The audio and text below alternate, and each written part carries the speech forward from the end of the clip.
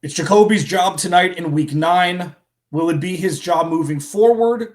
We don't know. There's a lot that we don't know, in fact. Let's discuss.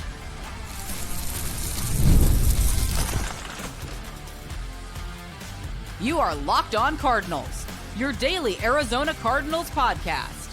Part of the Locked On Podcast Network, your team every day. Alex Clancy here. Thanks for making Locked On Cardinals your first listen, free wherever you get your podcasts and on YouTube, part of the Locked On Podcast Network, your team every day. Well, we're in the muck, man. Jacoby's going to start. Kyler Murray may have a role, quote unquote, whatever the hell that means. And we're going to the big D and determining the future of this team probably tonight in so many different ways. Today's episode of Locked On Cardinals is brought to you by FanDuel. Right now, new customers can bet just $5, and if your bet wins, you get $300 in bonus bets to use across the app. So I'm not alone. This is the first time in years where I'm actually having a guest on with me on game day. And it's this dude, this guy, Jamil Douglas. What's up, bro? Yeah, what's up, man? One of the 3 of our Cardinal squad show, played in the NFL for a bunch of years, offensive lineman. Dude, what's up? Welcome to the inaugural visit on Locked On Cardinals. Hey, appreciate you having me. I feel very special knowing that stat is out there now. Yeah, bro. It's we're doing big things. Yeah. So Cardinal squad show tonight after the game as well. Myself, Jamil, and Ben Garcia. Okay, so let's jump into it. You've been, for those that haven't watched the Cardinal squad show yet, you should. And then number 2, Jamil's been a big Jacoby Brissett guy ever since Jacoby took over. He felt like that's the role that, the person that should be holding the quarterback role for the Cardinals. Now, when Kyler Murray still isn't healthy and Jacoby's played the way he has, I wonder if that was the impetus for them starting him, or if Kyler Murray's just flat out not healthy. When you saw the report that they were trending towards Jacoby, what were your first thoughts? Well, it's kind of confusing, right? Because we got word that Jacoby was going to be starting tonight, but then we also heard Kyler could have a role. And so in terms of what we're looking at, it's not as black and white as we would like to think. Like, is Kyler healthy enough to play, or are you phasing Kyler out but saying he's going to have a role?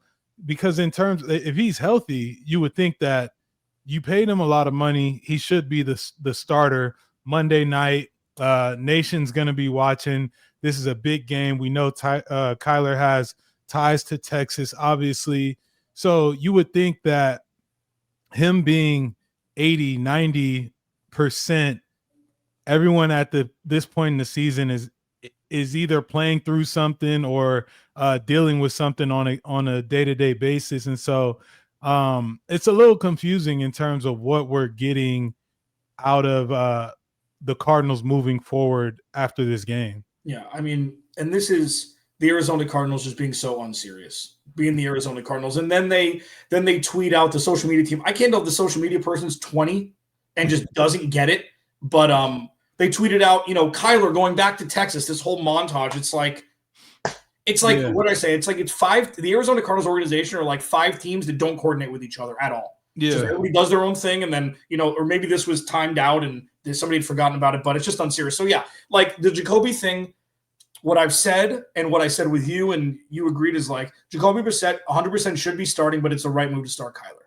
Right. And the fact that Kyler's hurt, whatever it is, this is just an Arizona Cardinals muddy, just zero direction. Let's kind of sling it and hope nobody figures out, hope nobody wonders what we're thinking, because even we don't know what we're thinking. Well, I think it's interesting because like you said, we've never really gotten the direction from the Cardinals. We've never really gotten the point blank period type of answers.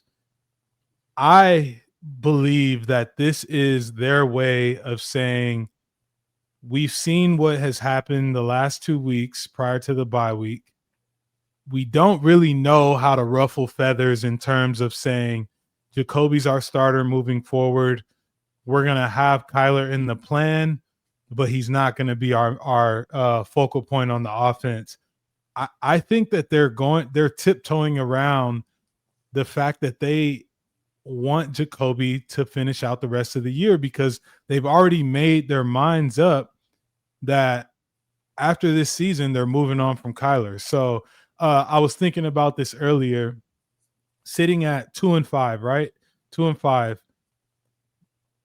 If I'm a coach, I'm wondering, okay, if I put Kyler back in, do I have belief and faith in Kyler to get us, at 500 or whatever, win 8 games, whatever, 9 games, whatever is feasible, right?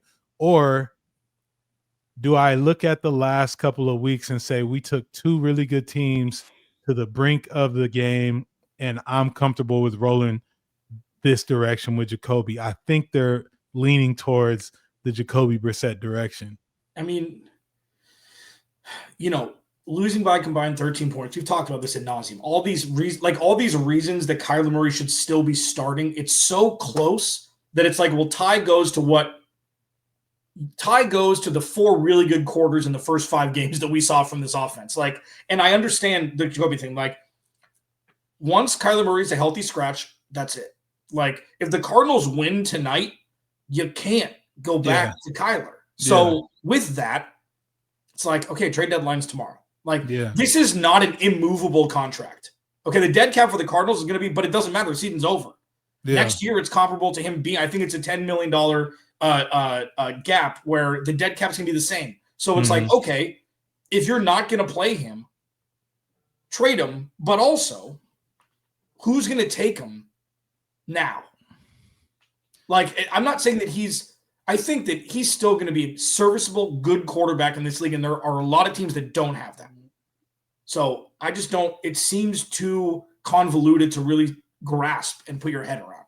Nah, it is a complicated situation. I mean, we've talked about this before. There are teams out there in terms of who you think would need a quarterback. I thought up until yesterday, watching the Vikings, that they would be a team that would go after a Kyler Murray, but JJ McCarthy had a good performance. The teams out there in my mind, Miami, if they move off of Tua, and then obviously Justin Fields in New York. So the trade deadline is coming up. What's interesting is, like, because he's not playing, it heightens the ability of, like, okay, is there something online where someone or on the hooks where someone on a different team is saying, we need this guy to be able to pass a physical if we're going to trade you for him before the trade deadline? Or is this truly just he's not ready to play, we're going to hold him out, but he'll be part of the plan? There's so many different factors that I've been thinking about in terms of Kyler Murray. Yeah, there's only one that's like the craziest, of course, situation. Obviously, with this team's quarterback going down last night, do the Commanders call? Man, was it Cliff, the head coach, the problem and not the OC problem? Because that would just be serendipity, dropping Kyler Murray into that offense. I don't think that would ever happen. Jaden Daniels is the guy for the future. What's the plan for Kyler Murray beyond this year? Like, all that stuff. But it's just like, well, that's interesting. But like, dude, here's the thing. I think that people in the national media are giving the Arizona Cardinals way too much credit, thinking that they're playing coy and that they're trading Kyler Murray. Like, that's giving the organization too much credit. You know what I mean? It's like, oh, look what I found. Oh, that's rational thought. No. We didn't get here with rational thought. We backed into this with like, oh, well, the trade deadline's tomorrow. He's not playing in Dallas. Let's give him credit for it. Like, do you see a world where they trade him by tomorrow? I mean, you've been around this league. This would be loony. And nothing surprises me in terms of this league. Okay, it would be loony in terms of what, though? Just the shock factor, or the fact that they're moving off of Kyler? Like, what part would be the biggest surprise to you? Because I'm gonna tell you this. They have already made their mind up that he is not their guy moving forward. If he was their guy, he would be starting tonight. I don't care if he's 80%. He would be starting tonight. This is a big game. Technically, their season's not over yet. Right. And it's an NFC matchup. And so if you truly believe that this guy is your guy and he's practiced all week, he hasn't been listed as doubtful. Like, what's going on, so what, I guess my question to you is, what would be the shock factor? Is it they're moving on from Kyler Murray, or it's just not like what? I guess that's my question. Yeah, well, like the shock factor would be if trade Kyler Murray for a 2nd and 4th round pick. It's like, you sons of, like, if you're going to trade him, you better get a 1st round pick for him. That's, for me, that's it. Like, that's a shock. So nothing shocks me with this team specifically anymore because of the sheer ineptitude for a lot of things. Like, I think Monty, we talked about this on the squad show, and we'll jump to the game here in a second. We talked about this on the squad show. And I talked this before the season started. If I had to pick Monty, JG, or Kyler, keeping one, it's Monty. And that's still the case. He set the table. The Cardinals, and then, injuries and stuff have not been great, but, it's – I just don't see this as something that Monty would ever do. So the shock factor would be them actually trading him. But we won't know until, midday tomorrow. What we do know is there's a game tonight. Jacoby Brissett's quarterback. Cowboys are terrible on defense, and Jacoby Brissett may throw the ball 95 times. We'll discuss that next. Locked on Cardinals, your team every day.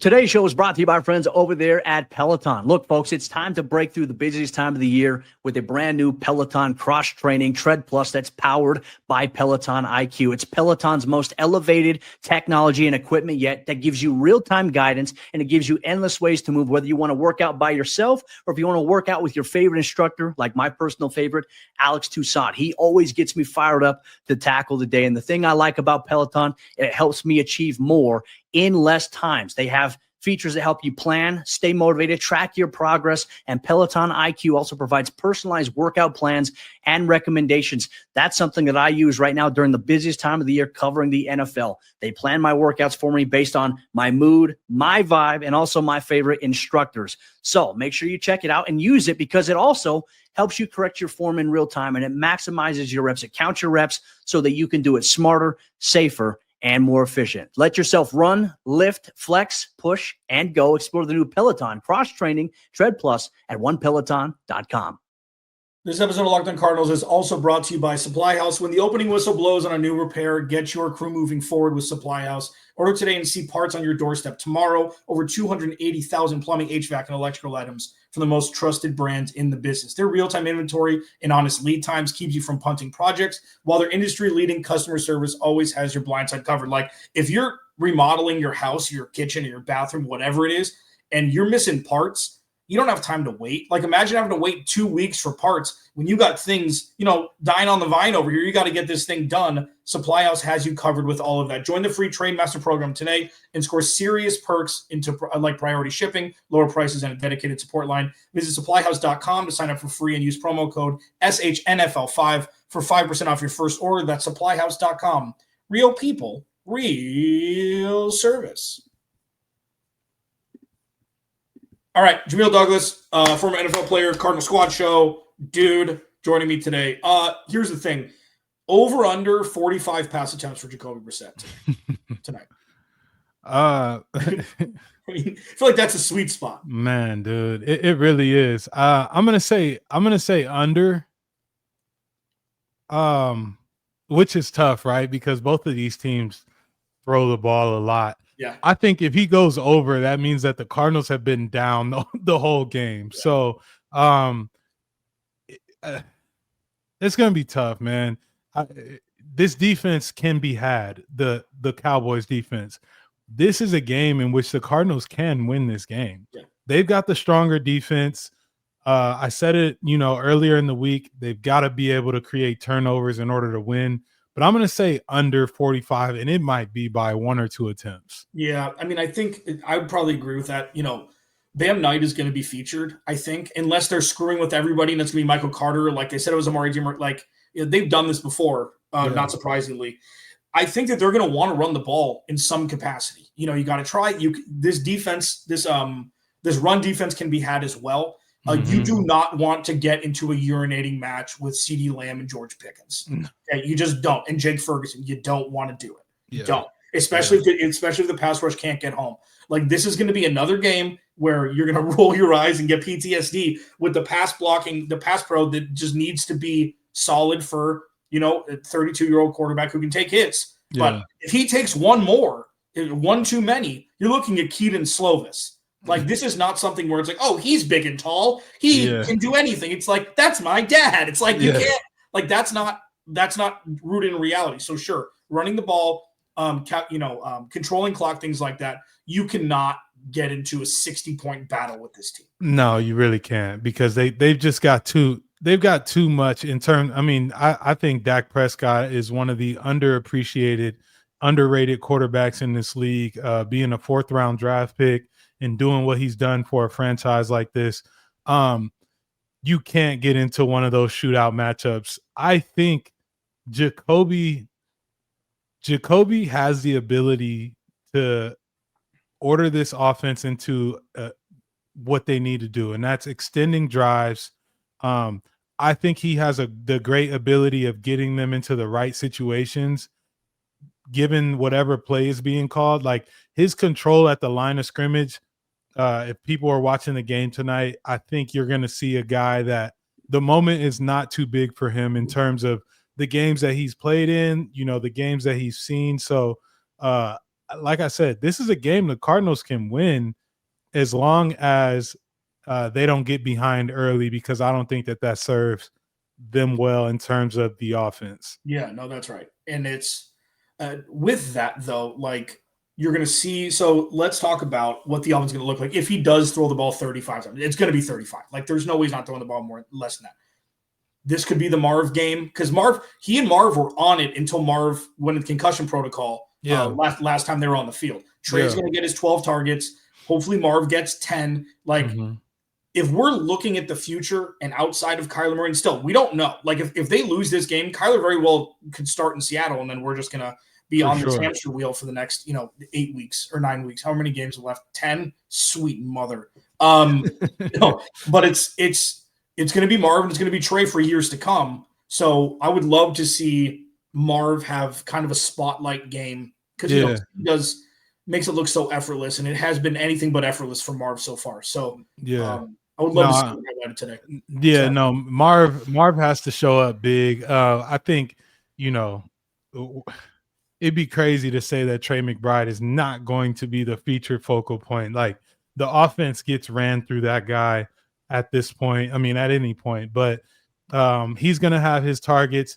Marv has to have one of those games where I don't think he has to have, the 120-yard type of game. Like, he just has to get yak. He has to get yards after the catch, and you can kind of impose his will from a wide receiver standpoint, because then that opens up everything for everyone else. I would imagine they're game planning to take Trey McBride out the game, and they're saying if he's got to throw it to someone, it's got to be Marv or Michael Wilson. I would imagine Zay Jones is going to have a huge role in this game, just given the eyes that those two guys are going to get. So it's going to be – these are in terms of skill players, I know, from a receiving standpoint, these are some of the best guys in the league in terms of what they look like on paper. Like, we're going to see what I think is going to be a great matchup on both sides. Yeah, I mean, Trey, like,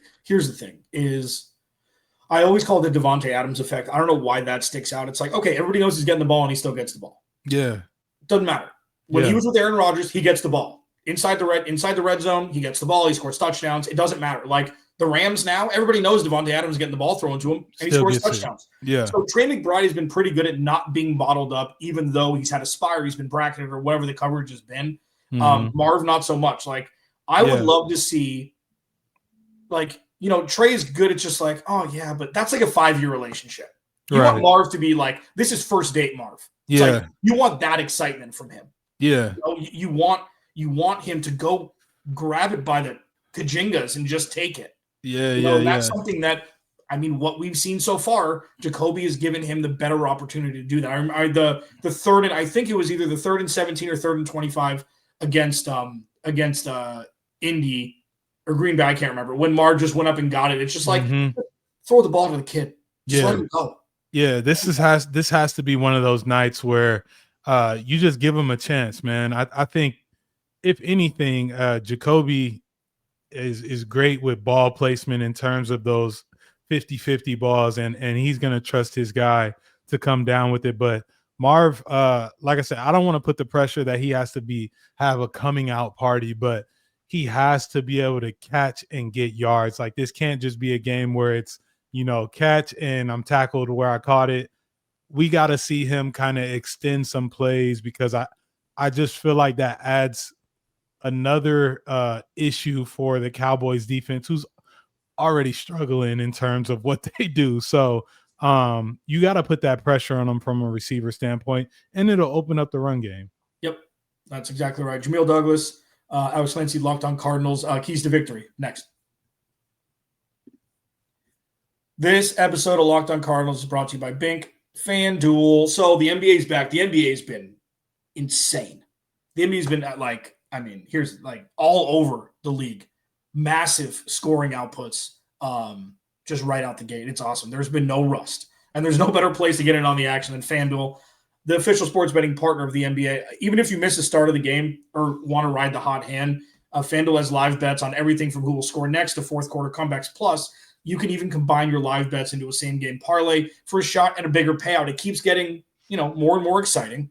And FanDuel, when your team makes a push late, FanDuel's got you covered. They're like, come here. We got you covered right now. FanDuel is giving new customers $300 in bonus bets when your first $5 bet wins. So head to FanDuel.com to sign up and play your game with FanDuel, the official sports betting partner of the NBA. All right. A few hours to kick off here. A few hours to who the hell knows. I mean, I think that's that's hashtag analysis. It's like, we pride ourselves on, saying, what, we're going to take this evidence, this information, and make very succinct and thoughtful, analysis on it. And then it's just like, well, here's a flame, because that doesn't matter, because none of that happens. Yeah. Jamil, keys to victory. I know you said win the turnover battle. Talk to me about that, because that's the first one I always do in this. Yeah. Segment. Yeah, look, I said it before. The turnover battle is going to be key on both sides. So, for instance, the Cardinals offense cannot come out here and have a lost possession in terms of an interception early on or even late on, or put the ball on the ground. Like, they can't be careless with the football because of what's on the opposite side of that. Dallas's offense will take advantage of any opportunity you give them when you get to put CD and George Pickens and Jake Ferguson on the field for an extra possession that they didn't need. So I'm going to say that turnover battle is going to be crucial. I think if the Cardinals lose that, I don't think that they win the game. You also have to extend drives. You just have to, and it doesn't have to be control the clock and keep them off the field. You just got to convert. You've got to take advantage of good field position. Whether it's 3 point, we know 3 points isn't going to beat the Cowboys team, but you have to end the drive with points. This can't be a game where you go 3 and out the first couple of drives, and then second half you start to move the ball. You have to be able to convert and keep the offense on the field. And then on top of that, it's just minimizing the explosive plays that the Cowboys are going to create on offense. You got to pick your poison. Is it CD? Is it George? Is it Jake? Like, you got to take somebody out the game and force the other person to make plays in order to, whether you want to call it win the game or whatever, but you got to minimize the explosive plays that the Cowboys are going to have. Yeah, and with that, so my biggest one is the baptism by fire with Garrett Williams and Will Johnson, against those guys. That's going to be a matchup. Will Johnson. Garrett Williams, I think, is going to play. We don't have the active until an hour and a half before the game, but I'm assuming he's going to play. Yeah. Assuming Walter Nolan's going to make his debut in the NFL.